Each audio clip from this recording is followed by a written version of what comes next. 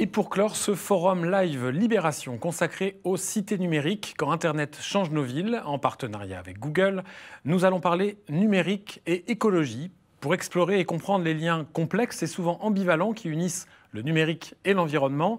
J'accueille Éric Piolle, maire Europe Écologie Les Verts de Grenoble. Bonsoir. Laurie Marot, maîtresse de conférence à l'École des hautes études en santé publique, qui a copiloté le rapport du Shift Project sur la sobriété numérique. Bonsoir. Bonsoir. Et Cédric Villani, mathématicien et député. Alors la technologie peut-elle nous aider et aider nos villes à devenir plus résilientes ou est-ce un miroir aux alouettes ?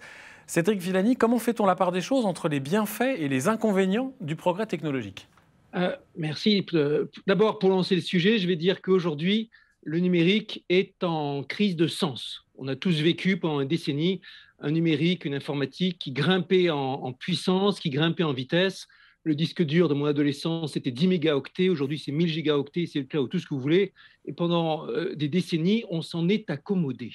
Et puis tout récemment, il y a juste quelques années, on a vu le sujet prendre de l'interrogation. Je l'ai vécu de façon très forte à la conférence TED 2017, où j'ai été très marqué par le scepticisme qui transparaissait.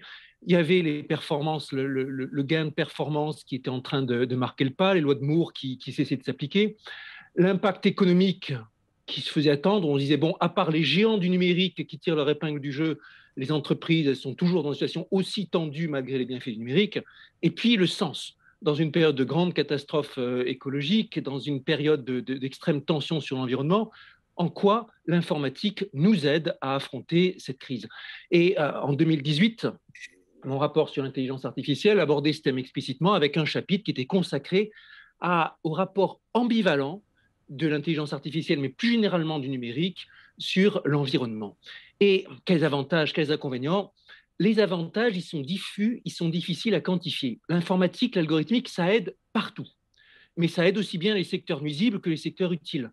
Donc derrière, il y a des choix de société. Si on développe l'informatique uniformément partout, tant qu'on consacrera en tant qu'humanité plus d'argent à trouver de nouveaux puits de pétrole, à construire des industries polluantes, les effets que à construire des panneaux solaires, préparer la sobriété, les inconvénients surpasseront les avantages.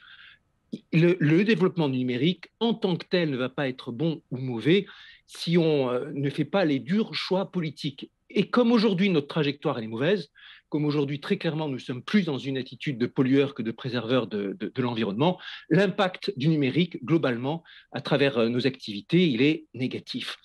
Et ça c'est quelque chose qu'on peut décliner sur tous les sujets. Ensuite, le plus de performance, il ne va pas forcément aider. On va prendre l'exemple de la 5G. Les grands défenseurs de la 5G nous disent ça va être plus sobre et donc c'est bon pour l'environnement, sauf que si ça s'accompagne d'une augmentation des usages et d'un effet rebond énorme, non, ça ne sera pas meilleur pour l'environnement. On dit ça va aider les applications connectées qui vont permettre l'optimisation énergétique, la meilleure gestion des fermes connectées ou ce que vous voulez. Oui, sauf que pour telles applications, on n'a pas besoin des énormes débits, des énormes capacités de la 5G. Il suffit de très bas débit. On nous dit la voiture connectée, ça va être un grand progrès. Non, pour l'environnement, ça ne sera pas un grand progrès. Cette voiture n'est pas partagée. Et ça, ce n'est pas la 5G en tant que telle, ce n'est pas l'informatique en tant que telle qui va nous donner, c'est avant tout un choix de société. Maintenant, quels avantages, quels inconvénients, pardon, malheureusement, les inconvénients, ils sont trop clairs. Et je pense que Laurie Marot, juste après, insistera là-dessus. L'empreinte environnementale, le Shift Project a travaillé là-dessus, il est réel, ce n'est pas dématérialisé. Consommation d'énergie, consommation de terres rares, avec épuisement de certaines terres rares à brève échéance. Par exemple, pour l'indium, c'est que d'ici quelques décennies, même pas, peut-être 10, peut-être 20 ans, qu'on arrive à l'épuisement des ressources naturelles démontrées. L'informatique durable n'existe pas encore.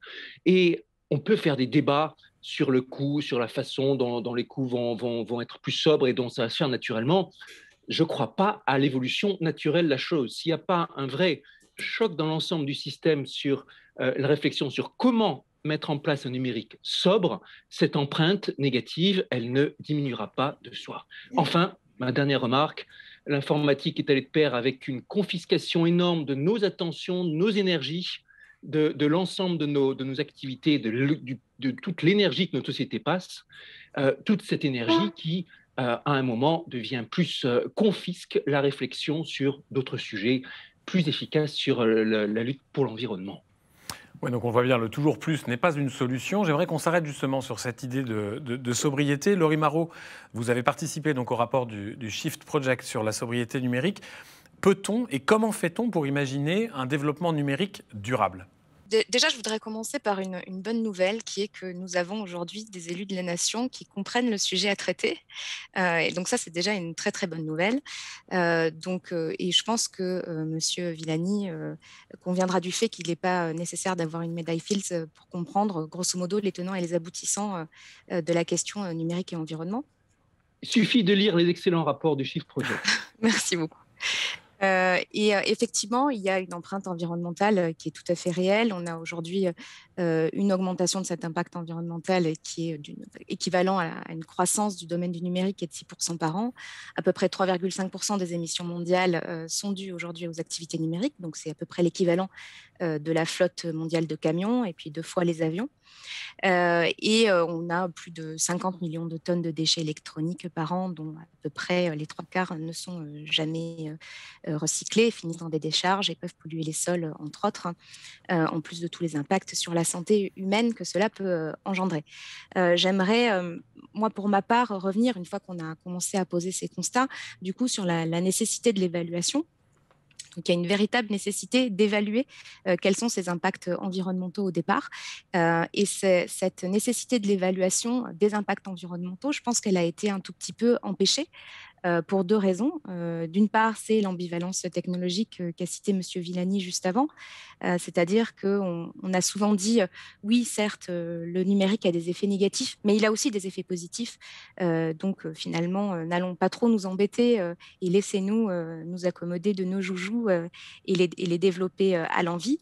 Au niveau théorique, ces enjeux de l'ambivalence des technologies, ça ne date pas d'hier. Jacques Ellul parlait déjà dans le bluff technologique de tous ces effets, de tous ces impacts qu'on ne voit pas venir forcément a priori quand on développe une technologie. Si j'ai par exemple besoin, pour prendre un exemple trivial, de couper des tomates, je vais inventer un outil qui a cette fonction-là, ce sera un couteau. Ce même couteau, il peut aussi me servir pour avoir des actions qui sont bien plus délétères. Et du coup, pour réguler ces usages, si je prends toujours l'exemple de mon couteau, il y a des règles en place qui font que, par exemple, je ne peux pas me balader dans la rue avec un couteau à la main, même si mon intention est bonne et que j'ai l'intention d'aller couper des tomates à ma grand-mère. Toute chose égale par ailleurs, et quelle que soit l'intention que nous avons, qu'elle soit bonne ou mauvaise, nous avons quand même la possibilité de réguler des usages en amont parce que nous savons que ce qu'on appelle théoriquement la portée téléologique de l'outil, c'est-à-dire sa finalité, peut engendrer en fait des situations possiblement mauvaises, voire catastrophiques. Donc cette ambivalence-là de la technologie, on la connaît et on est tout à fait capable de la gérer, mais il faut le décider collectivement. Et en ce sens, ce point-là, c'est plutôt une décision, on va dire, sociale, collective, et moins qu'une décision technique. Même si, comme je l'ai dit, pour prendre les bonnes décisions, il faut être en mesure d'évaluer les bons et les mauvais impacts. Et de fait, il faut se saisir à un moment donné de la réalité physique de ce numérique. Et ça, c'est mon deuxième point. En fait, souvent, on accorde au numérique des attributs qui sont la dématérialisation, la virtualité, le cloud, enfin quelque chose de très vaporeux, perdu dans les nuages. Donc la dématérialité, la dématérialisation, moi je ne sais pas ce que c'est, peut-être mes pensées, mon âme, quoique il y aurait des neurobiologistes qui ne seraient pas d'accord avec ça, je pense, mais en tous les cas, ce n'est pas du tout numérique. L'interaction que nous avons, vous et moi aujourd'hui, elle est extrêmement matérialisée. Donc voilà, il y a des ordinateurs, des câbles, des antennes, des serveurs, tout ce que vous voulez. Et donc il y a vraiment, je pense, ce mythe de la dématérialisation qu'il faut essayer de prendre à la racine et discuter. Le numérique ne dématérialise pas, il rematérialise autrement. Des fois, ça nous rend grandement service, mais par contre, ça induit une transformation du monde parce qu'à un moment donné, il a fallu puiser des ressources et utiliser beaucoup d'énergie pour pouvoir produire cette nouvelle matérialité. Donc, de fait, là, je pense qu'il y a il faut un petit peu élever le niveau de discussion et avoir une certaine maturité à l'égard de cette discussion sur le numérique. Merci Laurie, je précise que sur ces thématiques d'évaluation, l'actualité nous a un petit peu rattrapés puisque la logique du bénéfice-risque en termes sanitaires, notamment dans la crise du coronavirus, nous a donné l'occasion de voir qu'il était difficile d'arriver à un consensus sur cette évaluation. Alors tout le monde ici, en tout cas aujourd'hui, s'accorde à la nécessité d'une indispensable sobriété numérique. Dans ce défi un petit peu, Éric Piolle, vous êtes maire de Grenoble, que peut le politique ? Politique, il doit se saisir de cette question en tout cas, hein, parce que c'est une sorte de nouvel espace public que nous vivons maintenant sur Internet. Hein, et l'espace public, celui-là, il est régulé par du contrôle social, régulé par des lois de la nation, régulé par des élus locaux qui sont membres de la communauté, qui sont choisis. Hein, et donc finalement, il y a cette articulation entre la régulation sociale par la communauté et la régulation politique par ceux qui ont été choisis pour cela. Et là, nous voyons bien que nous entrons dans un domaine qui est contrôlé par d'autres, avec d'autres objectifs. La technologie est toujours au service d'une inspiration. La technologie n'est pas neutre, ce n'est pas juste un outil, il y a toujours une inspiration derrière. Et donc, cette inspiration-là, celle que nous vivons actuellement, hein, il y a eu effectivement un virage, je reprends les propos de Cédric dans son propos introductif, là, l'inspiration est clairement autour du profit. On pourrait même dire que les GAFAM et les géants d'Internet et du numérique actuellement sont l'archétype de ce que vit le capitalisme ultralibéral. Hein. Les 5 tares du capitalisme ultralibéral, c'est le rapport entre le capital et le travail. Il est poussé à l'extrême dans le numérique, hein, ce qui va aux salariés, à ceux qui produisent les objets, à ceux qui vont derrière être les supports jusqu'aux livreurs de Deliveroo ou d'Uber par rapport à ce qui va récompenser les actionnaires est totalement déséquilibré. La deuxième tare, c'est l'innovation pour l'innovation, donc sans inspiration d'utilité sociale, qui, elle, vit pour entretenir la compétition. Et là, nous vivons en permanence cela, hein, cette fuite en avant, cette course à l'armement pour nourrir la compétition. Une troisième tare qui est la pénétration toujours de nouveaux marchés. Hein, ce capitalisme ultralibéral a besoin de s'étendre, donc il vient pénétrer de nouveaux horizons, de nouveaux imaginaires. Une quatrième qui est l'accélération permanente, et nous vivons dans cela. Hein, la citation d'Aurélien Barraud, reprise aussi, je crois, par Cédric, dans 10 ans, nous aurons la 27G, mais où en serons-nous et où en sera la biodiversité? Il y a là une tare essentielle, évidemment. Et puis l'accumulation, hein, on le voit, avec des mastodontes qui aujourd'hui sont plus puissants que des États, ont des capitalisations boursières colossales. C'est évidemment là aussi une tare extrêmement forte. Donc accélération, innovation perpétuelle, rapport capital-travail, pénétration de nouveaux espaces permanents et accumulation. Il y a là les 5 tares majeures. Et nous avons vécu avec le Covid le pire et le meilleur. Hein. Le meilleur parce que nous avons pu rester en contact avec nos proches, nous avons pu continuer, laborieusement peut-être, mais continuer à apprendre, à travailler. Mais nous avons aussi vécu le pire, la fracture numérique, l'électronisme, hein, qui touche une personne sur 6 en France, les inégalités d'accès au territoire, les inégalités sociales de façon extrêmement forte. Donc nous avons là, pour moi, un champ que le politique doit animer, dont il doit reprendre le contrôle, fixer les règles. Et même s'il y a des efforts intéressants qui ont été faits, notamment au niveau de la Commission européenne, autour de la protection des données, nous voyons bien que le rapport est complètement déséquilibré et qu'il faudra, en tout cas pour la reprise en main du politique, nous arriverons sans doute à des propositions comme celles qui étaient au début des années 1900 pour les géants du pétrole. En 1911, le Congrès américain a décidé d'exploser la Standard Oil Company, qui était trop puissante et trop menaçante pour la démocratie. Nous arriverons peut-être à cela. Elle avait été fracturée à l'époque en 34 sociétés et ça avait rééquilibré pour un temps, mais rééquilibré l'espace. Et puis, deuxième proposition, deuxième perspective, un qui a été proposé il n'y a pas longtemps par François Ruffin, une convention citoyenne permanente pour le numérique, parce qu'il nous faut réfléchir évidemment aux usages.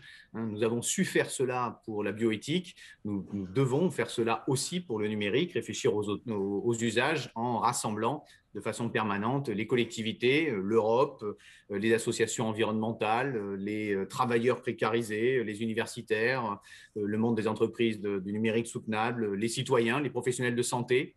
Il y a là un champ qui doit permettre de mettre en dialogue dans nos communautés, mettre en dialogue le poids du numérique et ne pas juste dire que c'est l'inexorable progrès et que si nous étions contre cela, nous serions des amiches. L'enjeu, que cela soit pour les gaz à effet de serre, pour la fracture numérique, les inégalités territoriales, la biodiversité ou l'état de nos cerveaux face à la publicité et à l'exposition aux écrans, et il y a là un enjeu beaucoup plus politique que cela. Et donc, je rejoins les propos de Laurie pour élever le niveau du débat. Et donc, très concrètement, associer les citoyens, non seulement à l'analyse, mais surtout à la recherche des solutions. Cette convention citoyenne élargie donc, est permanente sur le numérique. Vous savez que la notion de convention citoyenne n'a pas eu toujours l'heure ces derniers temps de fonctionner à plein. Oui, elle a fonctionné, c'est l'usage qu'on en a fait. C'est l'usage qu'on en a fait, c'est comme le numérique. Cédric Villani, comment est-ce qu'on explique que la prise de conscience des coûts environnementaux, que vous décrivez et sur lesquels ici, ce soir, tout le monde semble s'accorder, a mis autant de temps à émerger? D'abord, on avait tellement cette idée de numérique dématérialisé qu'on ne voyait pas. On se disait, voilà, on économise du papier. Quand vous faites du numérique, je disais, l'empreinte numérique, elle est ailleurs. Elle est sur le serveur qui est quelque part dans une banque de serveurs, elle est dans le centre de données. Ce n'est pas encore forcément les centres de données qui sont les pires dans l'affaire.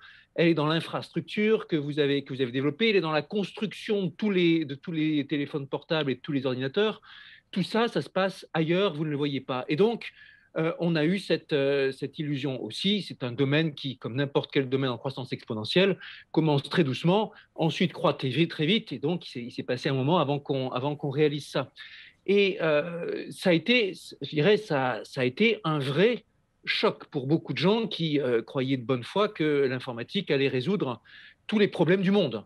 Et en particulier que même quand vous écoutez les discours de ces gens comme DeepMind, du très intelligent Demis Hassabis, le discours et la façon de vendre, c'est on va faire l'intelligence artificielle supérieure qui permettra de résoudre tous les problèmes du monde, et en particulier le réchauffement climatique. Et en pratique, non, ça ne marche pas comme ça. Les problèmes, ils se résolvent que si vous vous lancez avec la vocation de les résoudre.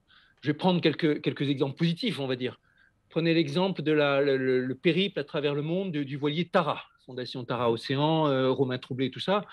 Cartographie de la biodiversité à travers les océans, avec une analyse en termes de données là-dedans qui est énorme et qui permettra d'avoir des bonnes informations, de bien surveiller ça. Oui, là, l'informatique a un rôle super utile, mais c'est pour soutenir une expédition qui est avant tout une expédition dans un but écologique. Prenez les grandes collaborations internationales, comme le GIEC. Bien sûr que l'informatique révolutionne leur façon de fonctionner, mais c'est bien se mettre au service d'un projet qu'ils ont défini. Leur projet, ce n'est pas de faire de l'informatique et de voir ce qu'on va en faire, c'est vraiment sauver le climat ou avertir les dirigeants et utiliser tous les moyens informatiques pour ça. Un jour, j'espère, nous aurons de façon bien plus forte que maintenant des robots chargés de faire du désherbage dans les entreprises agricoles, pour éviter le recours aux pesticides autant que possible, qui est une calamité, pour éviter aussi les trop longues heures passées à arracher manuellement ceci et cela. Ça ne se fera que si vraiment on développe, avec les agriculteurs pour le coup, dans le but spécifique de faire ça et qu'on y met de l'investissement. L'informatique, c'est un secteur diffus. Si vous dites juste « je mets le paquet sur l'informatique », vous allez alimenter tous les secteurs négatifs comme positifs. Si vous dites au départ « je veux mettre le paquet sur l'agriculture, sur l'environnement », et que l'informatique vient soutenir ça, c'est une toute autre affaire. C'est une logique de co-construction dans laquelle le Shift Project d'ailleurs s'inscrit, puisque vous avez travaillé, je crois, Laurie, par thématique aussi, hein, en essayant de cibler, de segmenter un peu les sujets. En 2 mots, quelles sont des propositions très concrètes que vous faites, par exemple, pour remettre à l'échelle du citoyen, parce qu'on parlait de Tara ou du GIEC, mais pour remettre à l'échelle du citoyen et de la vie quotidienne cette route vers un développement durable du numérique? Je vais être un petit peu dans la lignée de ce que vient de dire Cyril Villani sur le sujet, c'est-à-dire que la première question, l'équilibre de la balance ou le fait que la balance penche plutôt du côté des bénéfices que du côté des effets négatifs, cela ne va pas de soi. Donc en fait, il faut déjà en premier lieu déterminer quels sont nos réels besoins en matière de numérique. Et d'ailleurs, moi qui travaille aussi dans le domaine de la santé numérique, je sais que la première chose à faire dès aujourd'hui, c'est déterminer quels sont nos vrais besoins en matière de numérique en santé, sinon ça va aussi partir tous azimuts. Donc la détermination des besoins, aujourd'hui, elle nous est nécessaire. Ce n'était peut-être pas le cas où on ne le voyait pas comme ça il y a une 50aine d'années, mais désormais on est en 2021 et ça nous est nécessaire. Donc quand on déploie par exemple des nouvelles technologies comme la 5G, la première question à se poser, c'est on le fait où et on le fait pourquoi? Donc déjà, il y a un travail amont, presque méthodologique, de concertation peut-être avec les acteurs locaux, politiques, techniques, où on est dans une logique transdisciplinaire. Et ça, c'est pas simple, hein, parce que Monsieur Edgar Morin nous enjoint à ce type de pratique, mais on n'a pas forcément de recette magique non plus pour parvenir à ces travaux transdisciplinaires efficaces. Et donc de réaliser effectivement la réponse à ces questions, pourquoi je le fais et où je le fais et quelle est sa pertinence, une fois que j'ai déterminé quels sont mes besoins réels. Une fois que j'ai déterminé ça, je peux, on va dire, adapter les dispositifs que je propose à mon territoire et à ses besoins. Et donc, dans un deuxième temps, je vais attaquer la partie régulation des usages. Donc là, c'est vrai que nécessairement, on va s'attaquer à la question de la sobriété numérique. J'entends parfois parler, j'ai lu une tribune récemment qui disait non, la sobriété numérique, c'est trop contraignant.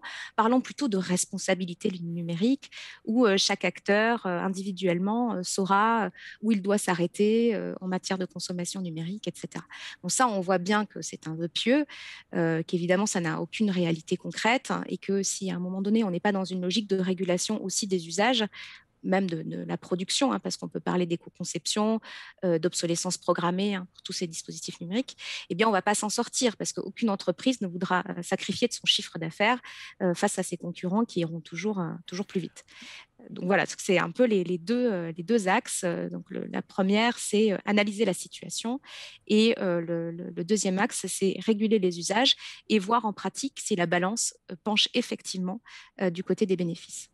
Sachant que les acteurs dont vous parlez, avec lesquels la discussion se fait autant sur l'innovation, sur la technologie, qu'ensuite sur la régulation, sont parfois les mêmes, notamment les acteurs privés, dont les intentions peuvent être différentes, en tout cas les objectifs peuvent être différents de ceux du politique. Éric Piolle, peut-être pour conclure, la sobriété numérique, c'est un sujet qui évidemment a toute sa place au niveau local, mais qui va certainement aussi l'avoir dans la campagne présidentielle qui va s'ouvrir. Oui, bien sûr, parce que la question des usages, en fait, hein, la question du retour à l'essentiel, ce que le questionnaire qu'a créé Bruno Latour au printemps dernier pendant le premier confinement, est là pour nous interpeller à la fois collectivement, mais aussi nous-mêmes, puisque nous avons des contradictions qui sont internes à chaque individu sur ce qui est essentiel et les choix qu'il y a à faire. Quand on voit l'évolution des lave-linges, le lave-linge a été, c'est vraiment une invention technologique d'émancipation assez extraordinaire pour l'humanité, ce qui résulte qui fait que ce soit aujourd'hui un bien d'équipement qui est dans plus de 95% des ménages. L'évolution a été une progression, économie d'énergie, économie d'eau, et puis maintenant on a fait une bascule vers de l'électronique. Donc on n'est plus juste sur des pièces d'usure classiques, les charbons, des éléments du moteur, etc. On met énormément d'électronique et de numérique à l'intérieur pour pouvoir lancer son lave-linge depuis son téléphone portable. Le résultat de tout cela, c'est qu'en même pas 10 ans, l'espérance de vie d'un lave-linge est passée de 10 ans à 7 ans. Donc là, on a un usage du numérique qui, en fait, vient dégrader l'obsolescence quasi programmée du coup de nos équipements. Donc cette question des usages va être centrale. Est-ce que nous voulons aller, il faut expliciter aussi les modèles que nous ne voulons pas, l'évolution actuelle. On pourrait se dire que pour ceux qui ont lu le livre de Damasio, là, Les Furtifs, c'est le système poussé au bout avec des villes qui sont achetées par des grandes entreprises du numérique.